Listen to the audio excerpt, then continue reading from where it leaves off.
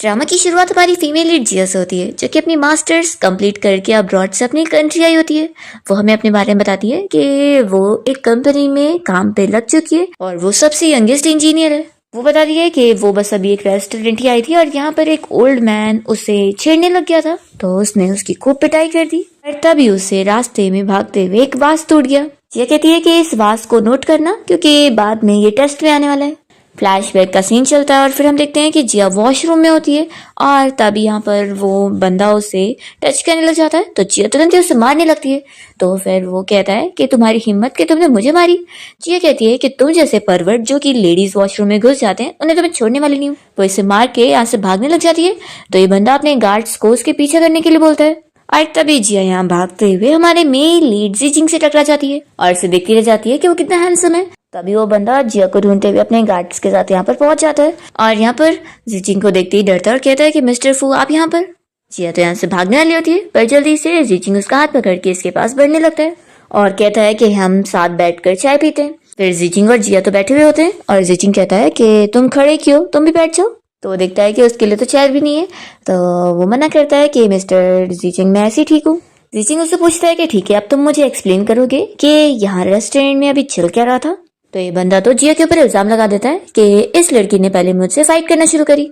तो फिर जीचिंग जिया से पूछता है कि तुम बताओ कि क्या ये सही बोल रहे हैं। जिया तो खुश हो जाती है कि ये हैंडसम बंदा बिल्कुल मेरे पेरेंट्स की तरह मेरी डिफेंस ले रहा है। वो तुरंत ही फिर उसे इस बंदे के बारे में कंप्लेन करने लगती है कि इस ओल्ड मैन ने मुझे छेड़ने की कोशिश की है, इसने लेडीज वॉशरूम में घुसकर मुझे टच करने की कोशिश करी है और ये मुझे अपनी मिस्ट्रेस भी बनाने के लिए पूछ रहा था और मेरे पीछे पड़ गया था। तो मिस्टर हाउ कहने लगता है कि ऐसा बिल्कुल भी नहीं है, उल्टा देखो तुमने मुझे मारी हो, और वो अपनी चोट यहाँ पर जीचिंग को दिखाने लगता है। जिया कहती है कि तुम इतने बड़े मैन हो, आखिर मैं तुम्हें कैसे मारूंगी, कुछ भी इल्जाम मत लगाओ। तो जीचिंग फिर यहाँ पर चाय उठाता है और इस बंदे से कहता है कि तुम अपने हाथ आगे करो और जिया से कहता है कि इसने किस हाथ से तुम्हें टच किया था।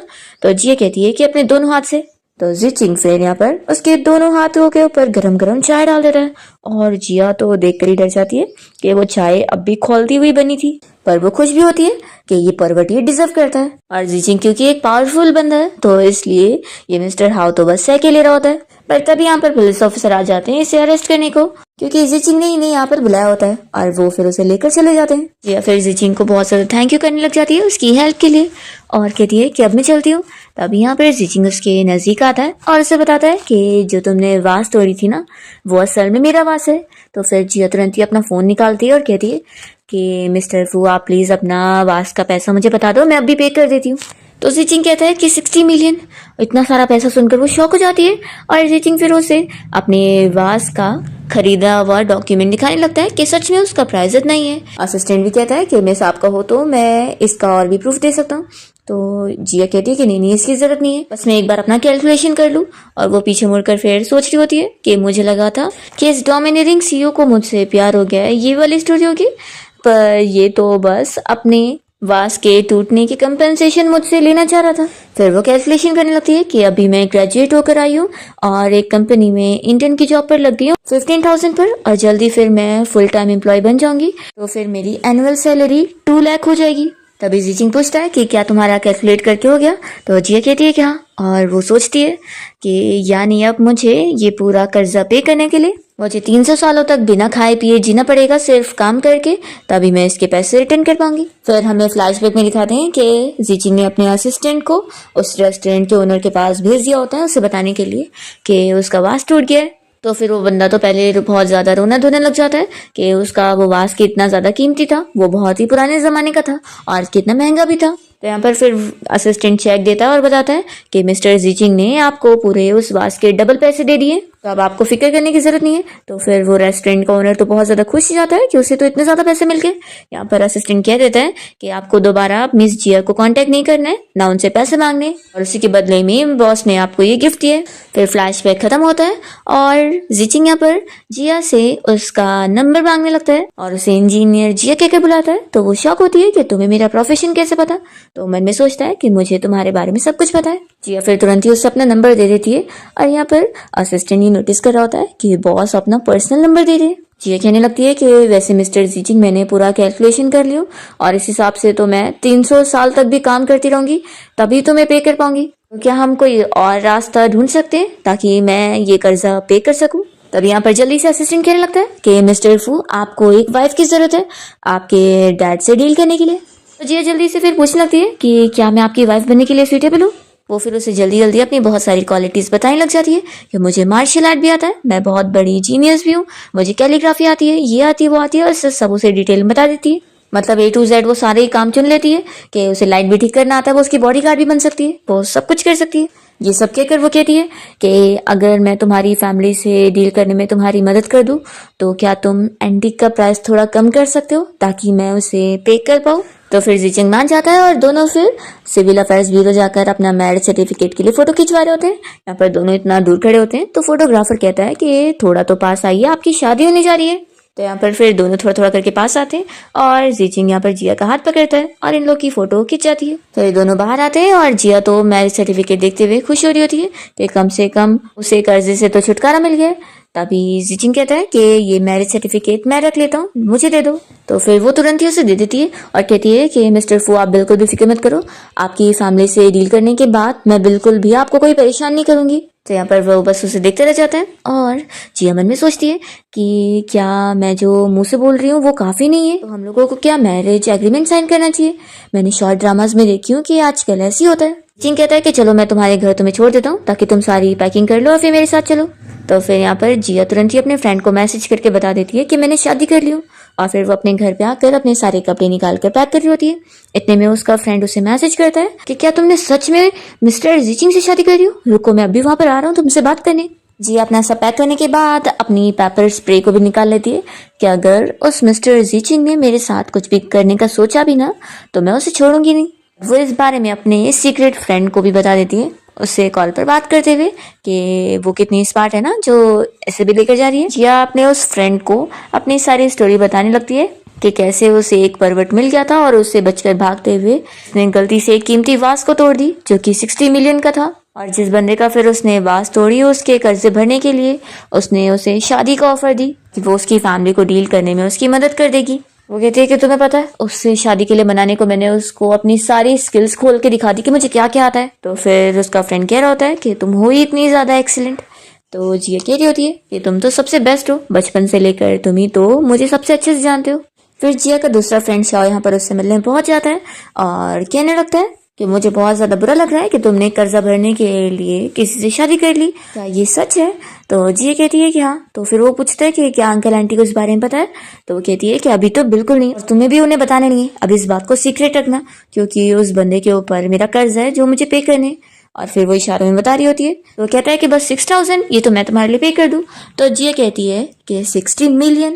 तो सुनकर फिर वो भी शौक हो जाता है और कहता है कि इतने तो मैं कभी नहीं पे कर पाऊंगा। जिया कहती है कि फिक्र मत करो, आखिर अब मैंने मौका देखकर उसकी वाइफ बन गई हूँ अपना ये कर्जा भरने के लिए। एक बार बस मैं अपना कर्जा भर दूं फिर मैं उसे डिवोर्स ले लूंगी। तो फिर शाओ कह रहा होता है कि लेकिन मिस्टर जीचिंग जैसा रिच बंदा तो एक नोबल फैमिली की अमीर लड़की से शादी करेगा ना। तो जिया कहती है कि तुम्हारा क्या मतलब है, क्या मैं बुरी हूँ। वो अपनी सारी तारीफें बताने लगती है कि उसने अब्रॉड से अपनी मास्टर्स कंप्लीट करी है, वो इतनी यंग एज में इतनी अच्छी टेक्निकल इंजीनियर बन चुकी है और उसके डैड की भी इतनी अच्छी जॉब है, उसकी मॉम भी एक डॉक्टर है, वो फैमिली के हिसाब से भी बहुत ही स्कॉलर फैमिली वाली है। इतनी सारी वो तारीफें बताने लगती है कि बताओ अब क्या मुझ में कोई कमी है। तो कहता है कि नहीं, तुम तो सबसे नंबर 1 हो। लेकिन फिर भी शाह उसके लिए डर रहा होता है कि आखिर जीचिंग से उसकी शादी हुई है और वो बहुत ही स्कैरी है। तो जिया कहती है कि इसमें स्कैरी क्या है। तो फिर शाह बताता है कि मैंने उस मिस्टर जीचिंग के बारे में सुना कि बचपन में उसकी मॉम की डेथ हो गई थी और उसके डैड हमेशा से हाउस अरेस्ट रहते हैं और असल में उसकी जो जिन ग्रुप कंपनी है वो तो उसके छोटे भाई को मिलने वाला था, पर पता नहीं कैसे मिस्टीरियसली उसका भाई अचानक से मर गया और फिर उसे सब कुछ मिल गया। इसलिए जिया मुझे तो तुम्हारे लिए डर लग रहा है, तुम्हें उससे केयरफुल रहना होगा, वो बहुत ही मिस्टीरियस बंदा है। फिर जिया यहाँ से अपना बैग लेकर जीचिंग से मिलने पहुंचती है जो कि बाहर उसका इंतजार करते हुए स्मोक कर रहा होता है और उसे देखकर वो जल्दी से अपना कॉल कट करता है और उसके पास आने लगता है और जिया अपने फ्रेंड की कही हुई सारी बात याद कर रही होती है कि तुम उससे बच के रहना क्योंकि वो एक लिविंग डेविल है। जिया तो उसे देखते ही स्माइल करती रह जाती है और तभी वो उसका लगेज उठाने आ जाता है। तो कहती है कि मिस्टर जीचिंग ये मैं खुद उठा लूंगी, तो कहता है कि अब हम हस्बैंड वाइफ हैं, तो तुम्हें ये अडेप्ट करना होगा। और फिर वो उसका लगेज उठा के लेके जाता है और फिर वो तो खुश होने लग जाती है कि जीचंग तो कितना ज़्यादा जेंटल है। फिर कार से जाते हुए जिया अपने दोनों फ्रेंड के ग्रुप में मैसेज कर रही होती है कि मेरे फैमिली मेंबर्स, मैं तुम लोगों को अपने क्रेडिटर का फोटो दिखाती हूँ कि वो कितना ज़्यादा हैंडसम है। और यहाँ पर जीचंग देख रहा होता है कि जिया जो भी उसे मैसेज कर रही है वो उसके मोबाइल में आ रहे। जिया चुपके से उसका फोटो खींचती है और उसे पता नहीं लगने देती है, पर उसे तो सब पता होता है। और फिर जिया जीचिंग का फोटो ग्रुप में सेंड कर देती है। तभी अचानक से जीचिंग कार रोक देता है और ये सोचती है कि क्या ये गुस्सा हो गया है। जीचिंग देखता है कि उसने उसका ही फोटो सेंड करी हुई है, तो फिर वो तो खुश हो रहा होता है। और जिया यहाँ पर उसे अपनी नजरें चुरा रही होती है और डरते हुए अपने फ्रेंड ग्रुप में मैसेज करती है कि तुम लोगों को अपने क्रेडिटर का फोटो दिखाते हुए मैं तो पकड़ी गई हूँ। उसे पक्का पता चल गया है कि मैंने उसका फोटो खींची, और वैसे सच हो तो ये बहुत ही ज्यादा हैंडसम है। फिर यहाँ पर जीचिंग जिया को मैसेज करता है कि तुम्हारा ये क्रेडिटर तो बड़ा रिलायबल दिखता है, देख कर ही लग रहा है कि इस पे ट्रस्ट कर सकती हो। और फिर जीचिंग अपना बचपन याद करने लगता है। जब वो छोटा था तो जिया ने उससे बचाई थी। यहाँ पर उसे कोई 2 बंदे पीट रहे होते हैं, तो जिया उन लोगों को चिल्लाती है कि अगर तुम लोगों ने इस लड़के को और मारा तो मैं अपने अंकल को बुला लूंगी। तो वो दोनों डर के भाग जाते हैं और फिर जिया जीचिंग को उठाने में मदद करती है और उसे कहती है कि उसे बहुत दर्द हो रहा होगा ना, तो वो ये कैंडी खाएगा तो उसका दर्द कम हो जाएगा। और फिर वो उसे बाय बोलकर अपने घर चली जाती है। तो जीचंग तो बस जिया को देखते रह जाता है और इसी के साथ ही फ्लैशबैक खत्म होता है। और फिर जिया जीचंग के साथ उसके घर पे आ जाती है। यहाँ पर उसके घर में जो ट्रीज वगैरह लगे होते हैं वो देखकर वो काफी शॉक होती है कि ये सब उसकी पसंद की ट्रीज है और इसकी भी पसंद सेम कैसे। अभी जीचंग उसे अपने घर के सारे रूम की चाबी उससे पकड़ाने लगता है, जिसमें उसके बेडरूम और स्टडी रूम की भी चाबी होती है। ये सारी चाबी देकर वो उसे कहता है कि वो जब चाहे उसके कोई भी रूम में जा सकती है। तो फिर वो मना कर रही होती है कि नहीं नहीं ये सही नहीं है। यहाँ पर जीचंग कहता है कि अब हमारी शादी हो गई है और हम हस्बैंड वाइफ है, तो तुम्हारे पास पूरा हक है। और हाँ, अब तुम मुझे मिस्टर जीचंग नहीं बल्कि सिर्फ मेरे नाम से बुलाओ। तो वो मन में सोचती है कि आखिर मैं ऐसा कैसे कर सकती हूँ, तुम मेरे क्रेडिटर हो। फिर जिया जब यहाँ अपने रूम में आती है तो वो इतना अच्छा पिंक रूम देखकर बहुत ज़्यादा खुश होती है। साथ में उसके लिए यहाँ पर काम के लिए कंप्यूटर भी रखा होता है, तो वो बहुत ज़्यादा हैप्पी होती है और जल्दी से कंप्यूटर की फ़ोटो लेकर अपने फ्रेंड ग्रुप में मैसेज कर देती है। जीचंग जब उसे डिनर के लिए बुलाता है तो वो ये भी देखकर शॉक होती है कि उसे कुकिंग करना भी आता है। यहाँ पर जीचंग उसे बताता है कि मुझे पता नहीं था कि तुम्हें क्या खाना पसंद है, इसलिए मैंने अलग अलग टाइप की डिशेस बना ली हूँ। फिर जिया तो सोचने पड़ जाती है कि आखिर ये मेरे लिए इतना सब कुछ क्यों कर रहा है, कहीं ये मेरे लिए कोई ट्रैप तो नहीं है। वो तुरंत ही फिर एक्टिंग करने लगती है कि अरे वाह कितना अच्छा खाना है, और बैठकर सोचती होती है कि ये खुद खा क्यों नहीं रहा है, क्या इसने कहीं खाने में कुछ मिला तो नहीं दिया है। जीचंग सोचता है कि ये क्यों नहीं खा रही है, क्या इसे ऐसा लग रहा है कि मैं कुछ गलत कर रहा हूँ। तभी जिया कहती है कि मिस्टर जीचंग पहले आप खाओ, तो फिर वो खा के दिखाता है और जिया देखती है कि अच्छा तो सब कुछ ठीक है, और फिर वो भी जल्दी जल्दी से फिर मजे में खाना खाने लगती है और वो तो उसे ऐसे खाता हुआ देखकर खुश होता है। तभी जिया उसे देख लेती है और कहती है कि सॉरी शायद मैं ज्यादा जल्दी खा रही हूँ। तब यहाँ पर वो उसकी कटोरी में और राइस निकाल कर देता है और कहता है कि क्या तुम्हें खाना पसंद आया। तो जिया कहती है कि हाँ, और तुम्हारा बहुत थैंक यू। तो फिर जीचंग कह रहा होता है कि हम अब हस्बैंड वाइफ हैं, तो तुम्हें थैंक यू सॉरी बोलने की जरूरत नहीं है, हम दोनों बराबर हैं, इसलिए तुम्हें मेरी वजह से अपनी ये छोटी छोटी आदतों को चेंज करने की जरूरत नहीं है। यह सोचती है कि क्या इसे एक वैलिडिटी का गलत कॉन्सेप्ट पड़ा हुआ है, आखिर हमारे बीच में मैरिज कॉन्ट्रैक्ट का क्रेडिटर और डेप्टर वाला रिलेशन है, तो इसमें हम इक्वल कैसे हुए। फिर वो कहती है कि ठीक है अब मेरा खाकर हो गया, मैं जाकर बर्तन धो देती हूँ। तो जीचंग उसे रोकता है कि तुम ये सब मुझ पे छोड़ दो। तो फिर वो कहती है कि आखिर ऐसा रूल होता है ना कि जो कुकिंग करता है तो दूसरा बंदा बर्तन धोता है। तो ये कहता है कि नहीं, हमारे यहाँ ऐसे रूल नहीं है। वो तो काफी शौक होती है कि हमारी कॉन्ट्रैक्ट मैरिज हुई है कि नहीं। तभी जीचंग फिर स्लो स्लो खा रहा होता है और जिया तो बोल हो रही होती है कि इतना ये स्लो क्यों खा रहा है, थोड़ा जल्दी क्यों नहीं खा लेता। आखिर मैं बर्तन धोने के बहाने यहाँ से भागने वाली थी, पर अब तो कोई बहाने नहीं मिल रहा है। फिर वो अपने फ्रेंड ग्रुप में मैसेज करके उन लोगों को बताने लगती है कि मिस्टर जीचंग इतना ज्यादा स्लो खाता है, इसका रीजन क्या हो सकता है, ये ओल्ड हो गया इसलिए या फिर इसका डाइजेशन खराब हो चुका है। और फिर इतने में जीचंग के फोन पर मैसेज की रिंग की आवाज आती है। तो जिया शॉक हो जाती है कि उसके मैसेज पर इसका फोन क्यों बज रहा है। यहाँ पर फिर जीचंग उसका मैसेज देखने के बाद कुछ उसे कहता ही नहीं है, तो वो सोचती है कि लगता है मैं ज्यादा सोच रही हूँ। वो फिर बहाना करती है कि असल में मेरा कुछ काम रह गया है तो मैं अपना कंप्लीट करने जा रही हूँ, ऐसा बोलकर अपने रूम की तरफ भाग जाती है। तो वो बस उसे देखते रह जाता है। फिर अपने रूम में आने के बाद जिया इस बारे में सोच रही होती है कि हमारी कॉन्ट्रैक्ट मैरिज हुई है, फिर मैं उसके घर पे शिफ्ट भी हो गई, लेकिन अभी तक इस मिस्टर जीचंग ने मेरे से उस 60 मिलियन के बारे में बात नहीं किया। वो सोचती है कि नहीं नहीं कुछ तो गड़बड़ है, इस दुनिया में इतनी इजीली फ्री लंच मिलता नहीं है। तो पक्का ये सब एक ट्रैप है। वो डिसाइड करती है कि नहीं, मैं ऐसे बैठे नहीं रह सकती हूँ, मुझे खुद जाकर इनिशिएटिव लेकर उससे इस बारे में पूछना होगा। वो यहाँ पर अपनी सेफ्टी के लिए पेपर स्प्रे चुपके से लेकर जाती है और जीचेंग को आवाज देते हुए उसके रूम में आ जाती है और कहती है कि मिस्टर जीचेंग आप कहाँ पर है। तभी वो अपना शावर लेकर ही आया होता है और यहाँ पर जिया तो उसके एप्स देखने लग जाती है। तभी वो पूछता है कि तुम्हें कुछ काम है। तो वो कहती है कि हाँ मुझे आपसे बात करनी थी। तो फिर वो तुरंत ही अपना ड्रेस पहनकर आ जाता है और उससे बैठ कर बात करते हैं। जिया कहती है कि असल में मुझे उस 60 मिलियन के बारे में पूछना था कि आखिर हम उसका क्या करने वाले हैं, उसका कैसे कैलकुलेशन होगा, अपना कर्जा पे करने के लिए मुझे कितने टाइम तक के लिए आपके साथ इस कॉन्ट्रैक्ट मैरिज को पूरा करना होगा और मेरे क्या क्या काम रहेंगे, मुझे आपके पेरेंट्स को डील करने के लिए कितना क्या पैसा मिलेगा, और हाँ ये सब के अलावा मैं कुछ और काम नहीं करने वाली हूँ, उसके अलग प्राइस लगते हैं। और मम्मी सोच रही होती है कि अगर इसने मुझसे ऐसी वैसी कुछ डिमांड रखा ना तो इसे तो मैं ब्लाइंड कर दूंगी। तभी जीचिंग कहता है कि मैं चाहता हूँ कि तुम मेरे लिए 24 आवर्स हर वक्त कभी भी अवेलेबल रहो। तो वो सोचती है कि दिन में कोई भी टाइम फ्री नहीं छोड़ा है एविल बॉस कहीं का। ये पूछती है कि मुझे सैलरी कितनी मिलेगी। तो फिर वो कहता है कि वो तुम बताओ कि कैसे कैलकुलेट करें। तो जिया उससे बताती है कि वो जो कंपनी में जॉब कर रही है उसके उसे साल के 2 मिलियन मिल रहे हैं, तो आखिर की फैमिली से डील करने का काम मुश्किल होगा तो उसे पूरे साल का 20 मिलियन चाहिए। तो जीचंग तुरंत ही एग्री कर लेता है और जिया तो मनी मन सोच रही होती है कि 20 मिलियन उसे 3 साल ऐसे करके मिल गए ना तो फिर वो तो पूरी लाइफ मजे करेगी। जीचंग कहता है कि ठीक है मैं अपने असिस्टेंट को बोल दूंगा, वो एग्रीमेंट रेडी कर देगा। जिया बहुत ज्यादा खुश हो जाती है कि हाँ ये सही है, कॉन्ट्रैक्ट रहता है तो फिर ट्रस्ट भी ज्यादा रहता है। तो ठीक है अब आप रेस्ट करो, मैं चलती हूँ। तभी इतने में वो जा रही होती है कि उसका पेपर स्प्रे नीचे गिर जाता है। जीचंग भी से देखने लगता है तो जिया तुरंत ही उसे उठा लेती है और कहती है कि अरे ये तो हेयर स्प्रे है। तो ठीक है अब मुझे कल जल्दी ऑफिस के लिए भी जाना है तो मैं भी अपना सोने जा रही हूँ, आप भी जाओ रेस्ट करें। और वो तो एम्बेरस होकर इतना तेजी में भागती है कि ये देखकर शैन भी यहाँ पर स्माइल कर रहा होता है। फिर जिया रूम में आने के बाद पेपर स्प्रे को अपने पर्स में डाल देती है और अपने फ्रेंड ग्रुप में मैसेज करती है कि मेरे फ्रेंड्स लोग मुझे ये बताओ कि कल मैं अपने क्रेडिटर के साथ कॉन्ट्रैक्ट साइन करने वाली हूँ, तो क्या मुझे कोई चीज का ध्यान रखना चाहिए और या फिर मुझे कैसी कंडीशंस रखनी चाहिए। तो यहाँ पर फिर जीचंग उसके सारे मैसेजेस देख रहे होते हैं। अच्छी उसे मैसेज कर रही होती है कि क्या मुझे डायरेक्ट उसके सामने ये कंडीशन रखनी चाहिए कि मैं कोई अपने आप को नहीं बेच रही हूँ। जीचंग इसके मैसेज पढ़ के सोच रहा होता है कि आखिर वो कॉन्ट्रैक्ट खुद करना चाहती है और इससे फिर वो ईजी फील करेगी तो उसके ही तरीके उसे यूज करने चाहिए।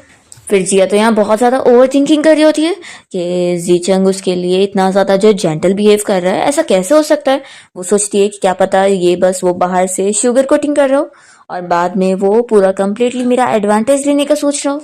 वो अपनी बुक में छुपाया हुआ चाकू निकाल कर प्लानिंग कर रही होती है कि अगर उसने मुझे कुछ भी करने की कोशिश किया ना तो उसे छोड़ूंगी नहीं मैं। फिर नेक्स्ट मॉर्निंग जब यहाँ पर जिया उठती है तो देखती है कि उसे उठने में काफी लेट हो गया। वो जल्दी से तैयार होकर अपना ऑफिस के लिए निकल ही रही होती है कि तभी सामने ही उसे जीचंग मिल जाता है।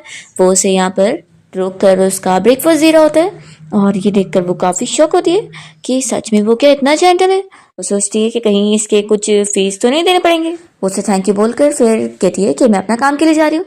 तभी वो कहता है कि मैं तुम्हें छोड़ देता हूँ। वो कहती है कि नहीं नहीं मैं टैक्सी से चली जाऊंगी, पर जीचंग फिर भी नहीं मानता और कहता है कि तुम्हारी कंपनी मेरे रास्ते में ही पड़ेगी तो मैं तुम्हें छोड़ देता हूँ, टैक्सी की जरूरत ही नहीं। फिर कार से जाते हुए जिया तो इसके साथ बैठकर बहुत ही ऑकवर्ड फील कर रही होती है और बस इसी बारे में सोच रही होती है कि अगर उसकी कंपनी के एम्प्लॉयज ने इसे देख लिए तो फिर वो लोग तो इस बात का बहुत ही बड़ा इश्यू बना देंगे। तभी इतने में जीचंग कहता है कि मैं तुम्हारी कंपनी के थोड़ा दूर पर उतार दूंगा, तुम वॉक करके चली जाओगी ना। तो कहती है कि हाँ ये बहुत अच्छा रहेगा और मन में सोचती है कि क्या इसने कोई ऐसा सिस्टम फैला के रखा है कि ये मेरे मन की थॉट्स भी जान जा रहा है। फिर इतने में जिया को यहाँ पर किसी ओल्ड मैन का कॉल आता है और वो उसे कहने लगता है कि क्या तुम जिया बात कर रही हो जो कि एक इंजीनियर है। तो वो कहती है कि हाँ आपको मुझसे कुछ काम है। तो फिर वो कहता है कि मैं तुम्हारी कंपनी के पास वाली टी हाउस में हूँ, यहाँ पर मुझसे मिलने आओ, मुझे तुम्हारे हस्बैंड के बारे में तुम्हें कुछ जरूरी बताना है जो कि तुम जानना चाहोगी। जीचंग तो उसकी कॉल की बातें सुन चुका होता है और जिया भी ये देख के डरी होती है और फिर वो जोर से चिल्लाते हुए ऐसे प्रिटेंड करने लगती है कि जैसे वो कंपनी के अंदर है और अपने किसी कलीग से बात करिए। और स्लो से फिर वो जीचंग से पूछती है कि ये बंदा मुझे तुम्हारे बारे में टी हाउस बुला रहा है बात करने को, तो क्या मुझे जाना चाहिए। तो जीचंग कहता है कि हाँ जाओ। फिर जिया कॉल पर उस बंदे को कह देती है कि ठीक है मैं आती हूँ और फिर यहाँ पर जब वो कार से निकलने वाली होती है तो जीचंग उसे अम्ब्रेला दे देता है। तो जिया फिर उसे थैंक यू बोलकर यहाँ टी हाउस में उस बंदे से मिलने आती है और वो उसे पूछता है कि आखिर तुम जीचंग से कैसे मिली।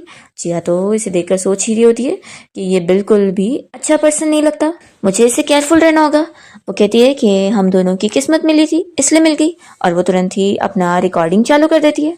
और ये बंदा जो कि जीचंग का अंकल है वो उसे कह रहा होता है कि जीचंग और तुम्हारी फील्ड तो बिल्कुल अलग है, तो तुम दोनों कैसे मिल गए, तुम लोग के बीच में तो कुछ कॉमन है ही नहीं। तो यहाँ पर फिर जिया ऐसे प्रिटेंड करने लगती है कि वो जीचंग को बहुत पसंद करती है। वो कहती है कि वो कितना ज्यादा केयरिंग है और मुझे बहुत अच्छा लगता है। तो फिर ये अंकल जिया को इस बारे में बताने लगता है कि फिर तो तुमने उसे गलत समझ ली हो, वो ऐसा बंदा है जो कि अपनी इस फैमिली पोजीशन को पाने के लिए उसने अपने फैमिली मेंबर तक को मारा है। तो जिया फिर सोचे पड़ जाती है कि जीचंग के बारे में जो उसने रूमर सुनी है क्या वो सच होगी। वो सोचती है कि नहीं, चाहे जो हो जाए वो अपने बॉस के बारे में ऐसे पब्लिक में कुछ भी बुरा नहीं बोलने वाली है, क्योंकि जो एम्प्लॉयज ऐसा बुरा बोलते हैं वो अच्छे एम्प्लॉयज नहीं होते। वो कहती है कि मैं ऐसे डरावने फोटो नहीं देखूंगी, मुझे फिर डरावने सपने आएंगे। तो वो कहता है कि अच्छा, ऐसे डरावने पर्सन के साथ सेम बेड पे रहकर तुम्हें डर नहीं लगा और ऐसे डर लग रहा है। तो जिया को मनी मन गुस्सा आ रही होती है कि ये मेरे बॉस और मेरे बीच का रिलेशन खराब करना चाहता है। अंकल कहने लगता है कि तुम जीचंग को छोड़कर चली जाओ। तो ये मन में सोचती है कि अच्छा चली जाओ, फिर मेरे बदले के 60 मिलियन तुम भरोगे। वो कहती है कि नहीं नहीं, मैं जीचंग को छोड़कर कहीं नहीं जाऊंगी, मैं उससे बहुत प्यार करती हूँ। तो फिर अंकल कहता है कि सच में तुम तो पूरी प्यार में पागल हो। इस अंकल को अपने गार्ड की कॉल आती है कि पुलिस ऑफिसर यहाँ पर आ गए। तो ये अंकल डर जाता है और जिया से कहता है कि हम कभी और बात करेंगे, और जल्दी से भाग लेता है। और फिर नेक्स्ट सीन में जिया घर आने के बाद जीचंग को ये सारी रिकॉर्डिंग सुना देती है कि कैसे वो बंदा उसके खिलाफ जो जो भी बोल रहा था उसने कुछ भी नहीं मानी है और वो उस पर बिल्कुल भी ट्रस्ट नहीं करती, वो एक नंबर का झूठा था। ये सब वो यहाँ पर उसे मस्का पॉलिश कर रही होती है। तो जीचंग कहता है कि लेकिन अगर उस बंदे ने जो भी बोला वो सच होगा तो फिर। तो जिया कहती है कि बॉस, लेकिन आप तो मेरे बॉस हो ना, तो मैं तो आपको सपोर्ट करने वाली हूँ। मैं सच कह रही हूँ कि मैं बस सिंसियरली अपना कर्जा पूरा करना चाहती हूँ और हस्बैंड मैं तुम्हारे लिए लॉयल भी रहने वाली हूँ। देखो मुझे तुम पे सच में ट्रस्ट है। जीचंग कहता है कि ठीक है अब तुम जाओ अपने रूम में। तो जिया कहती है कि ठीक है फिर मैं जा रही हूँ, और ऐसे बोलकर भाग जाती है। फिर जीचंग को उसके असिस्टेंट की कॉल आती है और वो उसे बताता है कि जैसा उसने प्लान किया था उसका अंकल बिल्कुल वैसे बिहेव कर रहा है और उससे मिलना चाहता है। फिर रात में जिया अपना फेस पैक लगाते हुए जीचंग से ही कॉल पर बात कर रही होती है और उसे बता रही होती है कि वो सब झूठ बोल रही थी। उसे बिल्कुल भी अपने उस हस्बैंड मिस्टर जीचंग पर यकीन नहीं है, बल्कि वो तो उससे बहुत ज्यादा डर रही थी। वो कहती है कि अगर मैं गरीब ना होती ना तो बिल्कुल भी उसके साथ ये मैरिज एग्रीमेंट साइन नहीं करती, बल्कि 60 मिलियन का तुरंत ही उसे चेक पकड़ा के भाग जाती। तो हमें पता लगता है कि वो तो कॉल पर वॉइस से बात करती है, पर जीचंग सिर्फ उसे मैसेज में बात करता है और सोच रहा होता है कि वो बचपन से लेकर अब तक कितनी ज्यादा चालाक है। जिया जीचंग को बता रही होती है कि मैंने तो प्लान कर रही हूँ कि कल सुबह मैं बहुत जल्दी उठने वाली हूँ, सुबह 5 ही बजे मैं फिर घर से निकल जाऊंगी और रात को भी घर लेट आऊंगी ताकि फिर उस डेविल को मैं ज्यादा देखूँ ना। तो ठीक है फिर अब अपना मास्क निकालने के बाद फिर मैं सो जाऊंगी, ऐसा बोलकर कॉल कट करती है। और फिर जीचंग भी फिर यहाँ सोने लगता है। नेक्स्ट मॉर्निंग जब वो यहाँ एक्सरसाइज कर रहा होता है तभी जिया एकदम सुबह सुबह जल्दी उठकर अपने रूम से बाहर आई होती है खुशी खुशी में कि आज वो जल्दी ऑफिस चली जाएगी। तभी वो देखकर शॉक हो जाती है कि जीचंग तो ऑलरेडी यहाँ पर जागा हुआ है। वो उसे कहता है कि तुम भी जल्दी उठ गई। तो फिर जिया बहाना करती है कि आज मेरी नींद जल्दी खुल गई थी। जीचंग कहता है कि वैसे भी तुम्हारे ऑफिस को भी टाइम है, तो चलो मेरे साथ मिलकर थोड़ा एक्सरसाइज करो, मैं तुम्हें सिखाता हूँ और फिर उसके बाद मैं तुम्हें ऑफिस के लिए लेकर चलूंगा। तो जिया को फिर डर के मारे मानना ही पड़ता है और फिर वो तो उससे खूब सारी एक्सरसाइज करवाता है कि जिया तो बहुत ही रिग्रेट कर रही होती है कि अगली बार से मैं इतना सुबह जल्दी नहीं उठूंगी। और फिर जीचंग जिया को उसकी कंपनी तक छोड़ने जाता है और उसे बाय कर देता है। फिर यहाँ जब वो अपने ऑफिस में बैठा होता है तो उसके अंकल उसे मिलने आए होते हैं और वो अंदर आने से डर रहे होते हैं। तो जीचंग कहता है कि अंकल क्या हुआ, क्या आप बाहर ही खड़ी रहोगे। तो अंकल डरते हुए अंदर आता है और जीचंग से इस बारे में पूछता है कि उसके बारे में जो भी इंफॉर्मेशन है वो उसने लिख के है। तो जीचंग कहता है कि अंकल ये सब आपकी वजह से बना, लगता है आपको बहुत स्टोरी सुनाने का शौक है। आपने मेरी जिया को आखिर क्या क्या बोले, अब आपकी वजह से वो मुझसे बहुत ज्यादा डर गई है और कल तो वो ये भी कह रही थी कि वो मेरे पास रहना भी नहीं चाहती और मुझे छोड़कर जाना चाहती है। आपने तो उसे इतना डराती है, तो बताओ अंकल अब मैं इसका क्या करूं। तो अंकल कहने लगता है कि मैंने कौन सा उसे स्टोरी सुनाया, मैं तो बस चाह रहा था कि मेरी निस इन लॉ को सारा सच पता चले और उसे कुछ भी धोखे में ना रखा गया हो। तो जीचंग फिर यहाँ पर अपने अंकल को एक डॉक्यूमेंट लिखने बोलता है जिसमें उनके खिलाफ सारे एविडेंस है कि उन्होंने कंपनी के लिए कितना सारा फ्रॉड काम करे और लोगों से कितना पैसा वसूले। ये सब देखकर अंकल शॉक हो जाते हैं और कहते हैं कि तुम अपने एल्डर्स के साथ कैसे ट्रीट करो, तुम्हारे साथ अच्छा नहीं होगा, तुम बहुत ही बुरी मौत मरोगे। जिचिंग कहता है कि इसकी आपको फिक्र करने की जरूरत नहीं है, लेकिन अगर आपने दोबारा मेरी जिया को परेशान किया और उसे प्रोवोक किया ना, तो फिर आपकी शांति वाली मौत नहीं रहेगी, ये मैं गारंटी के साथ कह सकता हूँ। तो फिर उसके अंकल चिल्लाने लगते हैं कि तुम बस एक नाजायज बेटे हो, समझे? तुम्हारी इतनी हिम्मत हो रही है कि तुम मुझे धमकी दे रहे हो। जिचिंग कहता है कि ठीक है, आपको जितना चिल्लाना है चिल्ला लो, कल फिर मैं ये एविडेंस कोर्ट तक पहुंचा दूंगा। अंकल फिर डर जाता है और पूछने लगता है कि आखिर तुम चाहते क्या हो? तो यहाँ पर फिर जीचंग उन्हें एक शेयर एग्रीमेंट देता है, जिसे देखकर वो शॉक होते हैं कि तुम मेरे शेयर्स को उस जिया को दिलवाना चाहते हो? आखिर क्यों? वो तो हमारी फैमिली की भी नहीं है। तो जीचंग यहाँ पर रीजन देता है कि क्योंकि मैं उससे बहुत प्यार करता हूँ और मैं उसे बिल्कुल भी खोना नहीं चाहता, और क्योंकि आपके पास भी कोई चॉइस नहीं है इसलिए आपको देना ही पड़ेगा। तो उसके अंकल फिर गुस्से में यहाँ पर शेयर्स एग्रीमेंट पे साइन कर देते हैं और उसे बातें सुनाते हुए चले जाते हैं। फिर जीचंग अपने बचपन को याद करते हुए फिर यहाँ अपसेट हो जाता है, पर फिर जिया का ख्याल आते ही वो उसकी कैंडी देखते हुए यहाँ पर शांत होता है। इतने में उसका गार्ड आकर उसे बताने लगता है कि उसके ग्रैंडपा ने उसे अपने घर पे मिलने के लिए बुलाया है। तो फिर जीचंग अपने ग्रैंडपा के घर जाता है उनसे मिलने के लिए, और वो कहते हैं कि मैंने सुना कि तुमने शादी कर ली है। वो पूछते हैं कि आखिर कौन सी वो लड़की है जिसने साइलेंटली तुम्हारा दिल जीत ली, और तुम आखिर कब मुझे उससे मिलवाने वाले हो? तो फिर जीचंग कह रहा होता है कि ग्रैंडपा अभी सही टाइम नहीं है। तो उसके ग्रैंडपा कहते हैं कि मैं तो बस ऐसे ही कह रहा था, वैसे मैंने तुम्हें यहाँ पर इसलिए बुलाया था ये बताने के लिए कि तुम्हारे डैड बहुत ही ज्यादा कंप्लेंट कर रहे हैं कि नर्सिंग हाउस में उन्हें अच्छा ट्रीटमेंट नहीं मिल रहा है, तो वहां पर वो खाना भी नहीं खा रहे। तो जीचंग कहता है कि ठीक है, मैं उन्हें कोई दूसरे अच्छे नर्सिंग हाउस में शिफ्ट करवा दूंगा। तो फिर उसकी ग्रैंडपा कहते हैं कि सच में तुम्हारा डैड बस प्रॉब्लम क्रिएट करता है और अपने बेटे को प्रॉब्लम सॉल्व करने पे लगा देता है। जीचंग कहता है कि ठीक है फिर ग्रैंडपा, मैं अभी एयरपोर्ट जा रहा हूँ। तो उसे जाते हुए देखकर ग्रैंडपा कहने लगते हैं कि मुझे मेरी ग्रैंड डॉटर इन लॉ से जल्दी मिलवाना। फिर यहाँ पर हाउसकीपर ग्रैंडपा से इस बारे में कहने लगती है कि अगर उन्हें अपनी ग्रैंड डॉटर इन लॉ के बारे में फिक्र हो रही है तो फिर वो उनके लिए चेक करने जा सकती है। तो ग्रैंडपा कहते हैं कि बिल्कुल नहीं, मेरे ग्रैंडसन को अच्छी तरीके से पता है मेरी फिक्र के बारे में, तो वो सब संभाल लेगा। इसी ओर जी अपनी कंपनी में काम कर रही होती है, और फिर लंच टाइम होने पर वो यहाँ पर जीचंग का दिया हुआ लंच निकाल कर खाने लगती है, और उसका फोटो भी खींचकर अपने फ्रेंड ग्रुप में सेंड करके कहने लगती है कि फैमिली मेंबर्स देख लो कि आखिर मिस्टर जीचंग कितना अच्छा अच्छा खाना बनाते हैं, मुझे तो ये सब खाने की आदत हो चुकी है। तो जीचंग उसे मैसेज करके पूछ रहा होता है कि उसे मिस्टर फू का बनाया हुआ खाना और क्या क्या पसंद है। तो बताती है कि सबसे फेवरेट तो मेरा सूप है। तो यहाँ पर जीचंग फिर तुरंत ही उसे कॉल करता है और बताता है कि आज वो अपनी बिजनेस ट्रिप के लिए जा रहा है, तो रात में वो लेट आएगा। और फिर हम देखते हैं कि जीचंग अपनी हाउसकीपर को सब कॉल करके समझा देता है कि जिया को कौन कौन सी खाने की चीजें पसंद है, तो वो खाने में वही सब बनवा ले। पर तभी जिया ग्रुप में मैसेज करती है कि आज तो वो रात में पार्टी करने के लिए क्लब जाने वाली है, क्योंकि कल उसकी ऑफिस की छुट्टी है, तो आज वो मजे करेगी। तो यहाँ पर फिर जीचंग ये मैसेज देखने के बाद हाउसकीपर को आज का खाना बनाने के लिए मना कर देता है कि आज वो डिनर के लिए नहीं आएगी, और कह देते हैं कि अभी वो बाहर जाने वाली है, तो इसलिए वहां पर कुछ सिक्योरिटी गार्ड्स का इंतजाम कर दो ताकि वो लोग उसकी वहां पर सेफ्टी करे। फिर जिया क्लब में जाने के बाद पार्टी कर रही होती है और काफी ड्रिंक वगैरह कर लेती है। जब वो घर पहुंचती है तो देखती है कि जीचंग उससे पहले ही आ चुका होता है, तो वो यहाँ पर अपनी ड्रिंक की बोतल छुपा रही होती है। तभी जीचंग उसे बोतल लेके रखता है, और यहाँ पर वो इतनी ज्यादा नशे में होती है कि अजीब अजीब हरकतें कर रही होती है, और तभी वो ऐसे गिरने भी लग जाती है। तो जीचंग फिर उसे टाइम पे पकड़ता है और उसे रूम में लेकर जाता है उसे लेटाने के लिए। और जीचंग यहाँ मनी मन उसे सॉरी कह रहा होता है कि वो उसे इस तरीके से अपने घर में रख रहा है और ये तरीका सही नहीं है, वो जानता है। और फिर जिया तो यहाँ ड्रंक हालत में उसका हाथ पकड़ के रोकने लग जाती है और नींद में उससे बातें कर रही होती है।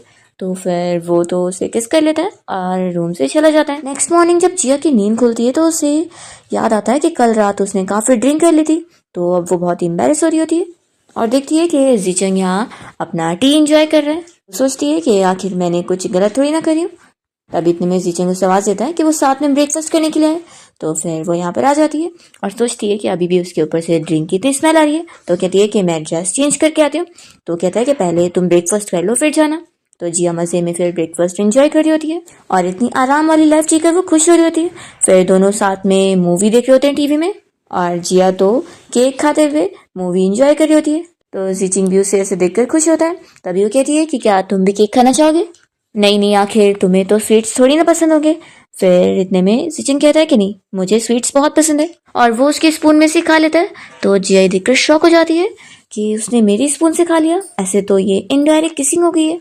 फिर इतने में जिया को उसके डैड की कॉल आ जाती है। तो वो अपना फोन जैसे उठाने जाती है तो गिरने वाली होती है। यहाँ पर जीचंग उसका प्लेट पकड़ता है और फिर जिया जैसे अपने डैड का कॉल उठाती है तो वो कॉल पर उसे ब्लाइंड पर जाने के लिए बोल रहे होते हैं। तो जिया शॉक हो जाती है और जल्दी से बाहर निकलने लगती है कि डैड मैं अभी आपसे रुक के बात करती हूँ, और फिर वो उठने लग जाती है। तो जीचंग तुरंत ही स्लीपर रखता है और इशारों में कहता है कि तुम यहीं पर ही बात कर लो। तो जिया सोचती है कि सच में अपने सारे सीक्रेट्स मुझे इसी के सामने बताने होंगे। जिया अपने डैड को मना करने लग जाती है कि डैड मैं कोई ब्लाइंड डेट पर नहीं जाने वाली हूँ। तो यहाँ पर जीचंग उसे लिख कर देता है कि तुम जा सकती हो। तो ये शौक होती है कि ये आखिर मुझे ऐसे क्यों बोलने को बोल रहा है। तो अभी यहाँ पर जिया अपने डैड को यही बोलती है कि मैं नहीं जाऊंगी और फिर कॉल कट करती है। और फिर जिया कॉल रखने के बाद यहाँ पर उसे दिखाने लगती है कि देखो मैं तुम्हारे लिए सच में बहुत ही लॉयल हूँ। मैंने अपने डैड को मना कर दी कि मैं कोई ब्लाइंड डेट के लिए नहीं जाऊंगी। अगर मैंने तुमसे प्रॉमिस कर दिया तुम्हारी टेम्पररी वाइफ बनने का तो मैं उसे पूरा करूंगी। तो जीचिंग कहता है कि मैं तुम्हें कोई मुश्किल में नहीं डालना चाहता था इसलिए मैं हाँ बोल रहा था। तो मन में सोचती है कि इसका ये मतलब तो नहीं है कि तुम अपनी वाइफ को किसी और के साथ ब्लाइंड डेट पर भेजोगे। और फिर जिया बहाना करती है कि अब मुझे अपने रूम में जाना है, कल मैं फिर शॉपिंग पर जाऊंगी। नेक्स्ट डे जीचिंग फिर अपने फ्रेंड से मिलने गया होता है और उसका फ्रेंड उसे इस बारे में पूछता है कि अभी तक सिस्टर इन लॉ को पता लगा कि नहीं कि तू ही उसका वो सीक्रेट फ्रेंड है। तो जीचिंग कहता है कि नहीं अभी तो मैंने उससे सब छुपा के रखा हूँ। तो फिर उसका फ्रेंड उसे समझा रहा होता है कि उसे जल्दी करना पड़ेगा। अगर वो उस लड़की को लाइक करता है तो उसे परस्यू करने के लिए उसे अपनी फीलिंग्स उसे बता देना चाहिए। ऐसे अगर वो सब कुछ छुपाते बैठेगा तो फिर वो उसे दूर ही हो जाएगा। यहाँ पर जीचिंग कहता है कि नहीं मैं उसे बिल्कुल नहीं बता सकता, नहीं तो फिर वो डर जाएगी और मुझसे ऐसी भाग जाएगी। मैं तो इसी में बहुत ज़्यादा खुश हूँ कि कम से कम वो मेरे पास है और सेफ है, तो उसकी खुशी मेरे लिए सबसे ज़्यादा इंपॉर्टेंट है। मैं उसे ये सब नहीं बताऊंगा। तभी इतने में जीचिंग और उसका फ्रेंड दोनों देख लेते हैं कि जिया यहीं पर ही शॉपिंग करके आई हुई है। और तभी यहाँ पर जिया का ब्लाइंडेड भी उसे मिलने पहुंच जाता है जो कि एक मोटू सा अंकल होता है। तो यहाँ पर जिया का फ्रेंड उसे बिल्कुल भी अप्रूव नहीं करता कि ये तो तुम्हारे लायक ही नहीं है। तो यहाँ पर फिर जिया कहती होती है कि शांत हो जाओ, आखिर वो मेरे डैड के फ्रेंड का बेटा है। वो जिया को उसके निक नेम से बुला रहा होता है। तो जिया का फ्रेंड गुस्सा होने लगता है कि तुम आखिर उसके निक नेम से उसे क्यों बुला रहे हो। तो फिर वो बंदा कहता है ये जिया और मैं बचपन के फ्रेंड है। तभी जिया यहाँ पर अपने इस ब्लाइंड डेट को रिजेक्ट करती है ये बताकर कि मेरे पास ऑलरेडी बॉयफ्रेंड है। तो सुनकर वो शॉक होता है और कहने लगता है कि फिर उसका बॉयफ्रेंड कौन है, क्या काम करता है। वो उसे अपने बारे में बताने लगता है कि वो तो जल्द ही जिन ग्रुप कंपनी में इंटरव्यू देने जाने वाला है और फिर एक बार वहां पर उसकी जॉब मिल गई ना तो वो तो काफी रिच हो जाएगा। तो जिया उसे कॉन्ग्रेचुलेशन बोल रही होती है उसकी सक्सेस के लिए और फिर कहती है कि ठीक है मैं अब चलती हूँ। तभी वो जल्दी से उसके सामने आकर उसे रोकने लग जाता है और जीचिंग और उसका फ्रेंड ये सब देख रहे होते हैं। तो फिर जीचिंग का फ्रेंड कहता है कि क्या तुम सिस्टर इन लॉ को बचाने नहीं जाओगे। वो कहता है कि नहीं रहने दो, इस चीज में उसे मेरी जरूरत नहीं है, वो खुद हैंडल कर लेगी। जिया का ब्लाइंड डेट उसे बताने लगता है कि वो उससे शादी करने के लिए अपनी प्रॉपर्टी भी उसके नाम पे करने वाला है, उसकी मॉम ने भी बोली है। जिया मना कर रही होती है कि नहीं मुझे नहीं चाहिए, तो भी वो उसे इंसिस्ट कर रहा होता है कि वो उसे बहुत लाइक करता है और उसी से शादी करना चाहता है। तो जिया फिर यहाँ एक बहाना ढूंढ लेती है और कहती है कि असल में मैं तुमसे इसलिए शादी के लिए मना कर रही हूँ क्योंकि ना मैं इनफर्टाइल हूँ। तो कहता है कि कहीं तुम झूठ तो नहीं बोल रही हो। जिया कहती है कि मेरे पास रिपोर्ट भी है, रुको मैं भी तुम्हें दिखा देती हूँ, डॉक्टर ने मुझे बताया। ठीक है तुम मुझसे शादी करना चाहते हो ना, हम शादी कर लेते हैं। फिर इस बात पर वो तुरंत ही मना करने लगता है कि फिर तो मैं तुमसे शादी नहीं कर सकता, मैं तुम्हें कोई पसंद नहीं करता हूँ और मेरी मॉम ने भेजा था इसलिए मैं यहाँ पर तुमसे शादी करने आया था। जिया कहती है कि मैं तुम्हें बच्चे नहीं दे सकती इसलिए तुम मुझसे शादी नहीं करोगे, देखो प्लीज मैं तुम्हारी वाइफ बनना चाहती हूँ। तो फिर वो डर के मारे भाग लेता है। जिया और एक्टिंग करते हुए कह रही होती है कि तुम मुझे अपनी वाइफ नहीं बनाना चाहते, देखो ना मैं तुम्हारी वाइफ हूँ। तभी वो भाग चुका होता है और जिया हंस रही होती है। इतने में जीचिंग यहाँ पर आकर उसका हाथ पकड़ लेता है तो वो तो बस उसे देखती रह जाती है। फिर जिया यहाँ पर उसे तुरंत ही एक्सप्लेन करती है कि हस्बैंड तुम गलत मत समझना, मैं तो बस उसे भगाने के लिए सब एक्टिंग कर रही थी और मैं तुम्हारी वाइफ हूँ, मैं किसी और की वाइफ नहीं बनना चाहती। फिर वो उससे पूछती है कि क्या तुम गुस्सा तो नहीं हो गए। तो जीचिंग कहता है कि बिल्कुल नहीं, मैं तो तुम पे ट्रस्ट करता हूँ। फिर यहाँ पर जीचिंग कुछ कह नहीं रहा होता है तो जिया बस सोच में पड़ जाती है कि पता नहीं क्या सोच रहा होगा। फिर वो कहती है कि मुझे अब जाना होगा, मुझे और भी शॉपिंग करनी है। तो जीचिंग कहता है कि ठीक है फिर अब हम लोग घर पे डिनर पे मिलते हैं।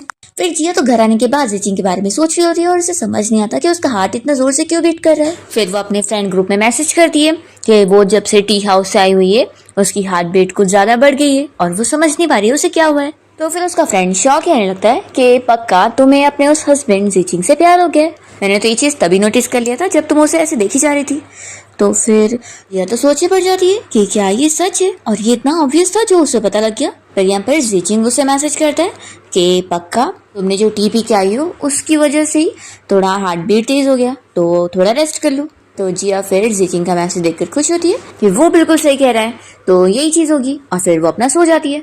और फिर सपने में जिया छोटे वाले जीचिंग को याद कर रही होती है जो कि जिया से वापस भी मिलने आया होता है और फिर वो दोनों अच्छे फ्रेंड बन गए होते हैं। तभी वो उसका नंबर मांग लेती है, ये कहकर कि जब वो दोनों बड़े होंगे तो फिर ऐसे वो लोग एक दूसरे से मिल पाएंगे। तो फिर वो उसे अपना नंबर दे देता है।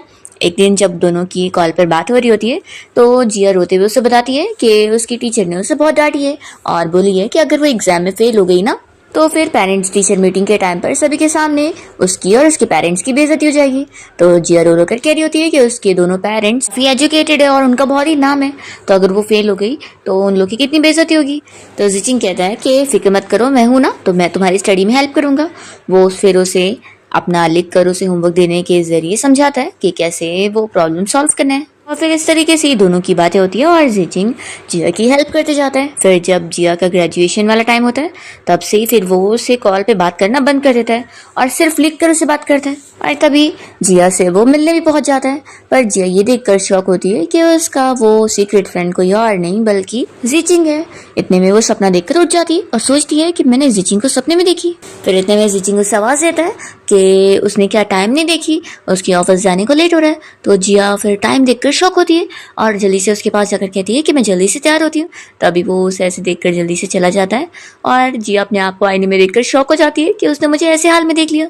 फिर वो तैयार होकर अपनी कंपनी पहुंचती है और यहाँ पर काफ़ी अपना मेहनत से काम कंप्लीट करने के बाद फिर अपना लंच एंजॉय करने जा रही होती है। तभी लंच बॉक्स खोलती है, उसमें उसे जिचिंग का नोट भी मिलता है जिसे पढ़कर वो खुश हो जाती है कि वो कितना ज़्यादा थॉटफुल है। नेक्स्ट डे जिया घर पे छुट्टी एंजॉय कर रही होती है और मज़े में गेम्स वगैरह खेल रही होती है। दूसरी तरफ जिचिंग किचन में कुकिंग कर रहा होता है। तभी जिया को उसके फ्रेंड शाओ का मैसेज आता है कि प्रोडक्शन टीम के साथ उसका थोड़ा सा झगड़ा हो गया है और उसे चोट भी आ गई है। तो वो इस बारे में भागकर जल्दी से जिचिंग को बताती है कि उसके फ्रेंड शाओ का एक्सीडेंट हो गया है कुछ सेट पर, तो उसे तुरंत जाना पड़ेगा। तो जिचिंग देखता है कि उसने स्लीपर भी नहीं पहनी, तो वो जल्दी से उसे उठा लेता है और कहता है कि मैं भी तुम्हारे साथ चलता हूँ। और फिर दोनों कार से यहाँ पर सेट तक पहुँच जाते हैं और फिर जिया अपने फ्रेंड शाओ के लिए डायरेक्टर से लड़ने लग जाती है कि आखिर वो उसे ऐसे कैसे मिसट्रीट कर सकता है। तो डायरेक्टर फिर यहाँ पर गुस्से में जिया के ऊपर हाथ उठाने जा रहा होता है और ये देखकर जल्दी से यहाँ पर जिचिंग पहुंच जाता है जिया को बचाने के लिए और वो उसे प्रोटेक्ट कर लेता है और फिर गुस्से में उस डायरेक्टर को किक करता है और मारने जा रहा होता है कि जिया उसे रोक लेती है कि अपने हाथ कंधे मत करो। तब यहाँ पर जिचिंग बस एक कॉल लगाकर ऑर्डर दे रहा होता है उस बंदे को सबक सिखाने के लिए और जिया बस उसे देखती रह जाती है कि वो कितना चार्मिंग मैन लग रहा है। फिर यहाँ से जिचिंग जिया को घर लेकर जाता है। फिर जिया और उसका फ्रेंड शाओ यहाँ पर घर पे मस्त एप्पल खाए होते हैं और तभी शाओ से बताता है कि मुझे प्रोडक्शन टीम से सॉरी का लेटर आया है और वो पूरा उसे दिखाता है। तो जिया भी उसके लिए खुश होती है कि तो सच में बहुत अच्छी बात है। शाओ कहता है कि आज से और इसी वक्त से मैं तो तुम्हारे हस्बैंड जिचिंग को मान चुका हूँ कि वो बहुत अच्छा है और अब तो वो मेरा ब्रदर है। जिया भी जिचिंग से बहुत ज्यादा खुश होती है और कहती है कि अब वो भी हम में से एक हो गया है। दोनों डिसाइड करते हैं कि चलो उसे थैंक यू करने के लिए डिनर की पार्टी देते हैं, पर क्योंकि दोनों को ही कुकिंग नहीं करने आता है तो दोनों फिर यहाँ पर जिचिंग को डिनर के लिए बुलाते हैं और पैकेट फूड खरीद के रखते हैं। तो जिचिंग यहाँ पहुंचने के बाद कहता है कि तुम लोग ये खाओगे, रहने दो, मुझ पे छोड़ दो, मैं तुम लोग के लिए डिनर कुक करता हूँ। तो फिर दोनों ही खुश जाते हैं और फिर जिचिंग किचन में जाने के बाद शाओ को भी अपने साथ लेकर जाता है कि तुम्हें भी मेरे साथ कुकिंग करना पड़ेगा क्योंकि मैन को कुकिंग आनी चाहिए। तो शाओ तो कुकिंग नहीं करना चाह रहा होता और कहता है कि मैं आखिर मैन थोड़ी ना हूँ तो मैं कुकिंग क्यों करूँ, पर उसे फिर भी सीखना पड़ रहा होता है। और जिया मजे में अपने स्नैक्स एंजॉय कर रही होती है और इन लोग को कुकिंग करते हुए देख रही होती है और तभी वो चुपके से जिचिंग का फोटो लेकर ग्रुप में सेंड कर देती है अपने बचपन वाले फ्रेंड यानी कि कोई और नहीं बल्कि जिचिंग को दिखाने के लिए। और वो मैसेज में भी लिख देती है कि मेरा हैंडसम हस्बैंड कितना ज्यादा अच्छा है ना। फिर लोग डिनर के बाद साथ में बैठे होते हैं और जिचिंग जिया को फ्रूट खिला रहा होता है और वो अपना मोबाइल में लगी होती है। फिर वो कहने लगती है कि अभी मुझे बॉस ने कुछ काम दे दिए तो मैं जा रही रूम में काम करने के लिए। तो शाओ भी उसके साथ चला जाता है। तो ये देखकर जिचिंग जेलस होता है और वो रूम का इंटरनेट ही बंद कर देता है, जिसके बाद फिर जिया को बाहर आना पड़ता है और वो जिचिंग से कहती है कि उसे अपना काम कंप्लीट करने के लिए इंटरनेट की जरूरत है। तो जिचिंग कहता है कि अभी तुम मेरा रूम यूज कर लो, लेकिन हाँ तुम वहाँ पे सिर्फ अकेले ही चल सकती हो। तो जिया कहती है कि हाँ मेरा काम जरूरी है तो मैं चलूंगी।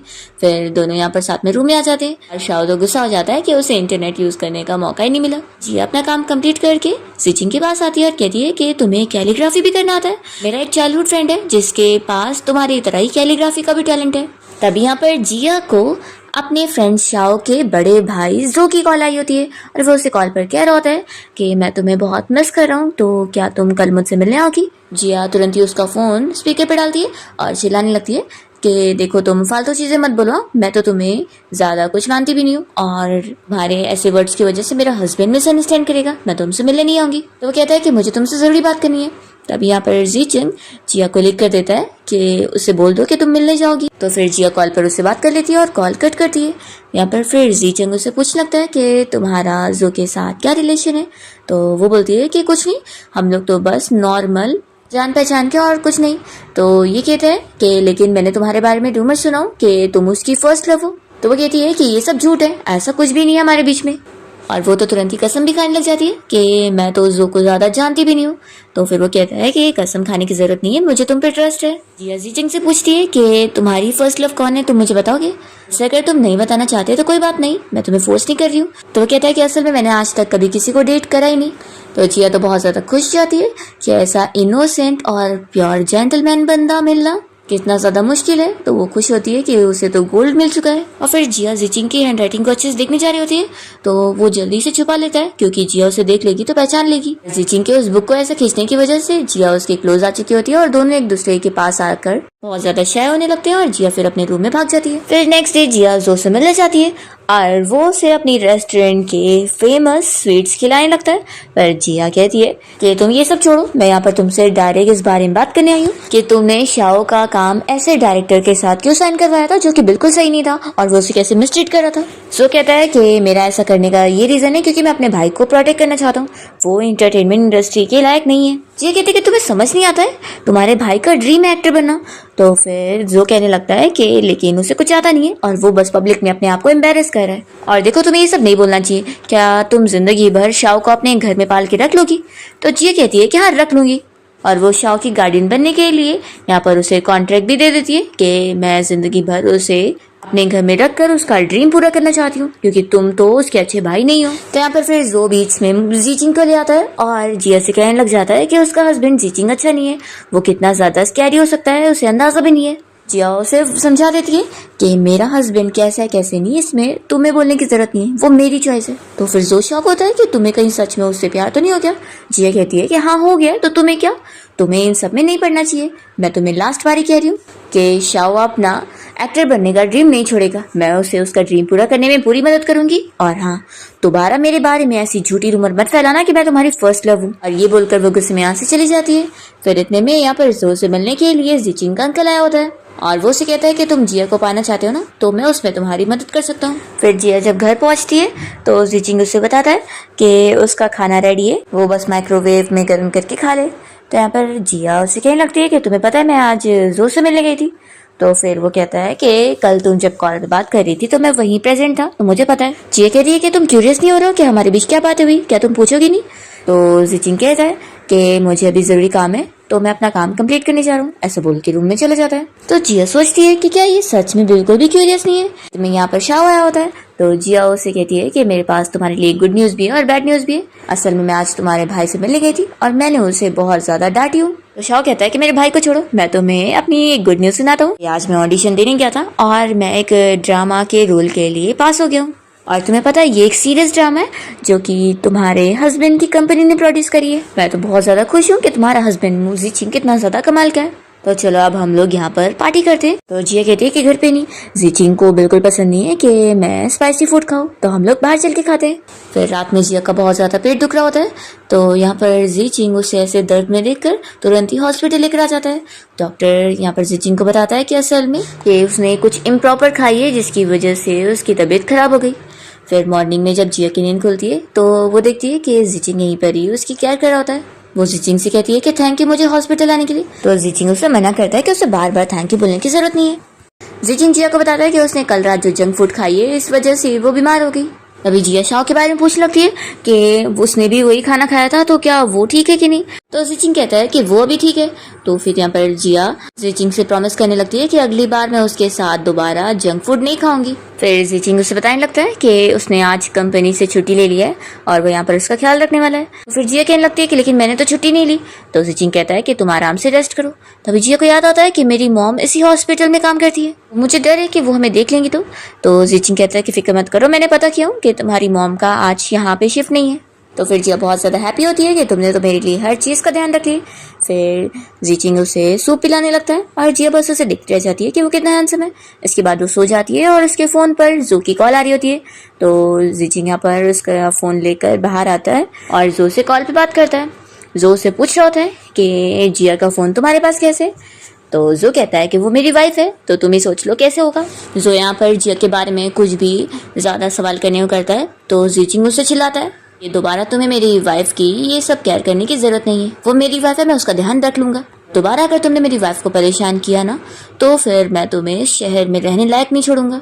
ऐसा बोलकर जीचिंग इसका कॉल कट कर देता है। तो जो को यहाँ बहुत गुस्सा आती है और फिर यहाँ पर जीचिंग का अंकल उसे अपने प्लान में शामिल कर लेता है जीचिंग से बदला लेने के लिए। फिर जिया की नींद खुल चुकी होती है, इसलिए जीचिंग आकर उसे कोर्ट से कवर करता है और उसे बताता है कि वो उसका फ़ोन रिसीव करने बाहर गया था। तो जिया पूछती है कि किसका कॉल आया था? वो बताता है कि जो का। तो फिर जिया कहती है कि उसने तुम्हें कुछ बोला तो नहीं? तो जीचिंग बताता है कि वो हम दोनों का रिलेशनशिप खराब करने की कोशिश कर रहा था, लेकिन मैंने उसे अच्छे सुनाया। तो कहीं तुम गुस्सा तो नहीं होगी ना? जिया कहती है कि बिल्कुल नहीं, तुमने उल्टा बहुत अच्छा किया उसे सुना के। और फिर वो तुरंत ही उसके सामने जो का नंबर भी ब्लॉक करके दिखा देती है और कहती है कि मैं उसकी जगह तुमसे माफ़ी मांगना चाहती हूँ। तो जीचिंग कह रहा है कि तुम्हें बिल्कुल भी माफ़ी मांगने की ज़रूरत नहीं है, तुम्हारे और उसके बीच में कुछ है ही नहीं, तो इसकी ज़रूरत भी कैसे होगी। तो चलो अब हम घर चलते हैं। तो जिया मान जाती है और फिर इसके बाद ये लोग कार में बैठ कर जाने के लिए निकलते हैं और जिया को उसकी मॉम की कॉल आई होती है। तो वो उनसे कॉल पे बात कर रही होती है कि वो वीकेंड पर घर आएगी उनसे मिलने के लिए। इतने में उस जीचिंग उसका सीट बेल्ट लगाने में मदद करने लग जाता है और जिया उसके अचानक से क्लोज आने पर बहुत ज़्यादा ही नर्वस हो जाती है। फिर लोग जैसे घर पहुंचते हैं तो शाओ यहाँ पर सॉरी कहने लग जाता है कि उसने जिया को जंक फूड खिला दिया था इसलिए वो बीमार हो गई और वो जीचिंग से खास करके माफ़ी मांगता है कि वो अगली बार ऐसा नहीं करेगा। और फिर इन लोगों को गुड न्यूज़ बताने लगता है कि उसे कल ही अपने शूट के लिए जाना है और वो बहुत ज़्यादा एक्साइटेड है जाने के लिए। यहाँ पर वो जीचिंग से कह देता है कि मैं तो यहाँ से जा रहा हूँ, लेकिन मेरी फ्रेंड जिया का अच्छे से ख्याल रखना, उसे कभी रुलाना मत, नहीं तो मैं तुम्हें छोड़ूंगा नहीं। फिर नेक्स्ट वीक जिया अचानक से अपने पेरेंट्स के घर पे उनसे मिलने पहुंच जाती है और यहाँ पर जीचिंग के गार्ड्स आ जाते हैं बहुत सारे गिफ्ट लेकर और जीचिंग उसे मैसेज कर देता है कि मुझे नहीं पता था कि पेरेंट्स इन लोगों को क्या पसंद आएगा, इसलिए मैंने उनके लिए बहुत सारे गिफ्ट ले लिया। तो जिया ये पढ़कर खुश होती है कि वो उसके मॉम डैड को अपने पेरेंट्स की तरह ही समझ रहे हैं। फिर जिया के मॉम डैड जैसे घर आए होते हैं तो उन्हें तो सरप्राइज मिलता है कि जिया अचानक से यहाँ पर आ गई है और उसने बताई भी नहीं।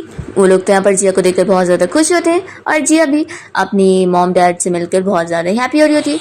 तभी वो सारे गिफ्ट देखकर उसके डैड कहने लग जाते हैं कि क्या तुम किसी रिच बंदे को डेट कर रही हो, वो सही भी है कि नहीं? मैंने सुना हूँ कि रिच लोग बिल्कुल भी अच्छे नहीं होते। तो जिया कहती है कि डैड और मॉम आप दोनों फिक्र मत करो, वो सच में बहुत ही अच्छा है। फिर नेक्स्ट डे जीचिंग अपने ऑफिस में काम कर रहा होता है, तभी उसके डैड की उसे कॉल आती है और वो कहते हैं कि यहाँ पर मुझसे मिलने आओ, मुझे तुमसे बात करनी है। तो फिर जीचिंग अपने डैड से मिलने पहुंचता है और उसके डैड उससे बातें सुना रहे होते हैं कि उसने उन्हें यहाँ कैद करके रख लिया और वो यहाँ से बाहर जाना चाहते हैं।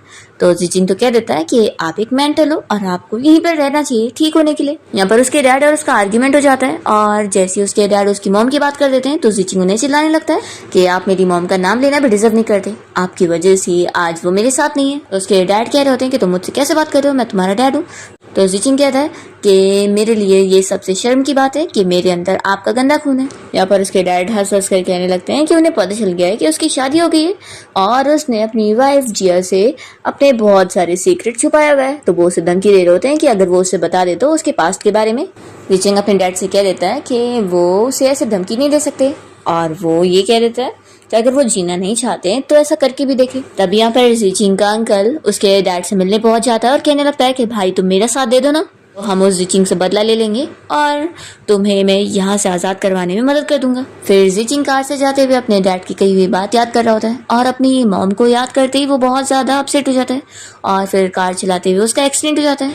तभी इतने में उसे जिया का कॉल आया होता है और वो ठीक से बात भी नहीं कर पाता। तो जिया यहाँ पर उसके बारे में पता लगाते हुए पहुंच जाती है और उसे ऐसी चोट में देखकर वो तुरंत ही उसकी फिक्र करने लगती है और जीचिंग उसे देखकर खुश होता है कि वो टाइम पर आ गई, जैसे बचपन में भी वो उसे बचाने के लिए टाइम पर आ गई थी।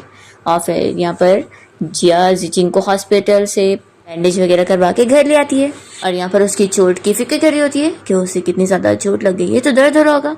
जैसे ही वो यहाँ पर उसकी चोट को दबाती है तो जीचिंग को बहुत दर्द होता है और वो हिल जाता है। तो यहाँ पर जिया तो उसके ऊपर ही गिर जाती है और एक्सीडेंटली इन लोगों की किस हो जाती है। तो जिया जल्दी से उससे दूर होती है और फिर वो अपने रूम में भाग जाती है और दोनों यहाँ पर बहुत ज़्यादा फिर शाय हो रहे होते हैं किस के बारे में सोचकर। फिर जिया अपने फ्रेंड ग्रुप में मैसेज करके जीचिंग को इस बारे में बता रही होती है कि मुझे अपने हस्बैंड से प्यार हो चुका है। तो यहाँ पर जीचंग जब भी मैसेज पढ़ता है तो वो तो बहुत ज़्यादा खुश हो जाता है कि वो भी उससे लाइक करने लगी है। वो तो इतना ही ज़्यादा हैप्पी होता है, पर फिर इतने में उसे उसके डैड की बात याद आती है। तो वो सोचने पड़ जाता है कि जब जिया को उसके पास्ट के बारे में पता चलेगा तो क्या वो उसे माफ़ करेगी कि उसने उसे झूठ बोला और कुछ भी बताया नहीं। और फिर जिया को यहाँ पर शाओ की कॉल आ जाती है और वो उसे टिप्स वगैरह लेने लगती है कि आखिर वो जीचंग को डायरेक्ट कन्फेस तो नहीं कर सकती, लेकिन आखिर कैसे उसे हिंट दे सकती है। फिर शाओ की बताई हुई ट्रिक्स वो नेक्स्ट डे जीचंग के ऊपर यूज़ करती है। पहले तो वो उसे ब्रेकफास्ट बना के देती है और यहाँ पर उसे अपनी हार्ट बीट के बारे में बता रही होती है, पर जीचंग कुछ भी समझ ही नहीं पा रहा होता है। तो यहाँ पर फिर जिया शाओ से मिलती है और उसे इस बारे में बताती है कि उसका कोई भी प्लान काम नहीं करा। तो फिर ये लोग दूसरी ट्रिक यूज करते हैं जिसमें जिया फिर ड्रंक होने का नाटक कर रही होती है और जीचंग फिर उसे पिक करके घर लेके जा रहा होता है। पर जिया इतनी ज्यादा ड्रंक हो चुकी होती है कि वो तो सो भी जाती है। तो यहाँ पर ये ट्रिक भी फेल हो जाती है। पर फिर नेक्स्ट डे जीचंग के घर पे उसके ग्रैंडपा की भेजी हुई हाउसकीपर इन लोगों का ध्यान रखने पहुंच जाती है। मतलब कि मेन खास करके ग्रैंडपा ने इन दोनों का रिलेशन ठीक करने के लिए उसे भेजे होते हैं। तो इस बहाने से जिया को काफ़ी अच्छा आइडिया मिल जाता है और वो जीचंग से कहती है कि हम तुम्हारे ग्रैंडपा को पता नहीं लगने दे सकते कि हम लोग रियल कपल नहीं है। तो वो उसके साथ फिर यहाँ पर साथ में अच्छा टाइम स्पेंड कर रही होती है, सारी कपल वाली चीज़ें करके। उसे चाहे खाना खिलाना हो या फिर उसके साथ बैठकर काफ़ी बातें करना हो।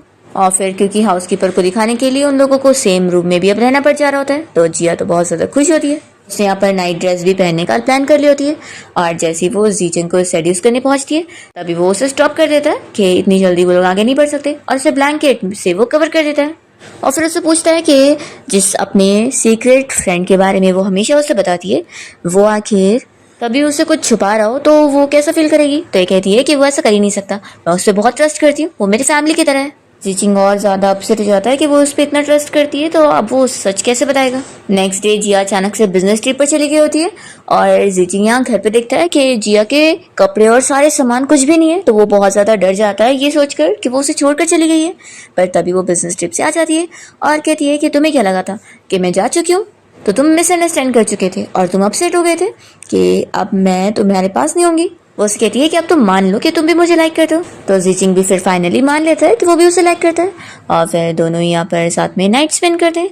नेक्स्ट मॉर्निंग हम देखते हैं कि जिया जीचिंग से मिलने के लिए उसकी कंपनी में गई होती है और फिर दोनों साथ में डेट पर जाते हैं। तभी अचानक से जीचिंग को कॉल आती है कि उसके ग्रैंडपा की तबीयत खराब है। तो वो इस बारे में जिया को बताता है कि उसे कुछ अर्जेंट मैटर की डील करनी है और फिर वो तुरंत चला जाता है। तभी यहाँ पर जिया जब रास्ते में जा रही होती है तो जीचिंग का अंकल अपने गार्ड्स के साथ पहुंच जाता है उसे पकड़ने के लिए और फिर वो जिया को एक जगह पर कैद कर लेता है और उसे यहाँ पर जीचिंग के पास्ट के बारे में सब बता देता है कि वही उसका वो सीक्रेट फ्रेंड है जिसको वो अपनी फैमिली की तरह मानती है और उसने उससे बहुत बड़ा सच छुपाया हुआ है।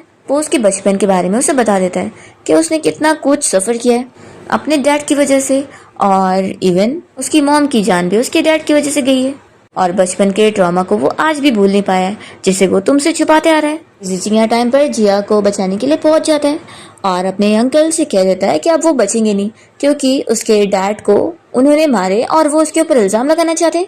ये बात अब वो जान चुका है और एविडेंस पुलिस को दिखा चुका है और फिर पुलिस यहाँ पर उसके अंकल को अरेस्ट करके लेके जाते हैं। जिया फिर रोने लग जाती है और जीचिंग से कहती है कि तुमने मेरा ट्रस्ट तोड़ा है, तुमने मुझे आखिर इस बारे में क्यों नहीं बताया। वो फिर उसका फ़ोन मांगती है और उसके सारे मैसेजेस देखकर ये कंफर्म कर लेती है कि सच में वही उसका वो सीक्रेट फ्रेंड है जिसे बचपन में उसने बचाई थी। यहाँ पर वो उसे कहने लगती है कि यानी मैं जब भी तुम्हें मैसेज करती थी तो तुम्हें बहुत ही हंसी आती होगी ना मुझ पर कि मैं किस तरीके की हरकत करी थी। तो वो कहता है कि ऐसा बिल्कुल भी नहीं है। वो जीचिंग से पूछती है कि आखिर उसने उसे सच क्यों नहीं बताया और ये सब क्यों छुपा के रखा था कि उसने इतना कुछ फेस किया है। तो जीचिंग बताता है कि मैं डिसेबल हो गया था और मैं कोई काम कर नहीं बचा था। मुझे लगा कि अपना इतना डिसअपॉइंटेड पास्ट अगर मैं तुम्हें बताऊंगा तो तुम मुझे रिस्पेक्ट करोगी। जिया फिर उससे बताती है कि तुम कान खोलकर सुन लो कि मैं तुमसे प्यार करती हूँ और मुझे तुम्हारा सिर्फ प्रेजेंट ही नहीं पसंद है बल्कि मैं तुम्हारे पास्ट को भी एक्सेप्ट कर चुकी हूँ, इसलिए तुम्हें तो मुझसे कुछ छुपाने की जरूरत ही नहीं थी। फिर यहाँ पर जीचिंग तो शॉक होता है और रोने लग जाता है और जल्दी से उसे हक करता है और फिर दोनों साथ अपनी हैप्पी मैरिड लाइफ जी रहे होते हैं और बहुत ही अच्छा टाइम स्पेंड करते जा रहे होते हैं। तभी अचानक से यहाँ पर जिया को फिर कॉल आती है उसके मॉम डैड की कि वो यहाँ पर उसके घर पे उसे मिलने हैं। तो फिर जिया जीचिंग के साथ मिलकर बाहर आती है और अपने मॉम डैड को फाइनली बता देती है कि दोनों ने मैरिज सर्टिफिकेट लेकर शादी भी कर चुके हैं। तो उसके मॉम डैड तो शॉक हो जाते हैं, डैड तो बहुत ज़्यादा गुस्सा करे होते हैं। तब यहाँ पर जीचिंग जिया के डैड से कहता है कि वो जिया का हमेशा ख्याल रखने वाला है और वो कभी भी उसे अपसेट नहीं करने वाला है, बल्कि हमेशा उसे प्रोटेक्ट करने वाला है। तो फिर डैड कह रहे थे कि अगर तुमने कभी मेरी बेटी को रुलाया ना तो फिर देख लेना। और फिर जिया के मॉम डैड फाइनली मान जाते हैं इन लोग के रिश्ते के लिए। फिर फाइनली स्नो का टाइम आ जाता है और जिया बहुत ज्यादा खुश हो रही होती है। और फिर इन लोग के मैरिज एग्रीमेंट का लास्ट डे आ जाता है और जिया कहती है कि अब मैं डिक्लेयर करती हूँ कि हमारे बीच में अब कोई भी कॉन्ट्रैक्ट वाला रिलेशन नहीं है। और वो उन सारे पेपर्स को फेंक देती है और यहाँ पर दोनों ही फिर किस करते हैं। इसी के साथ इस ड्रामा की हैप्पी एंडिंग हो जाती है।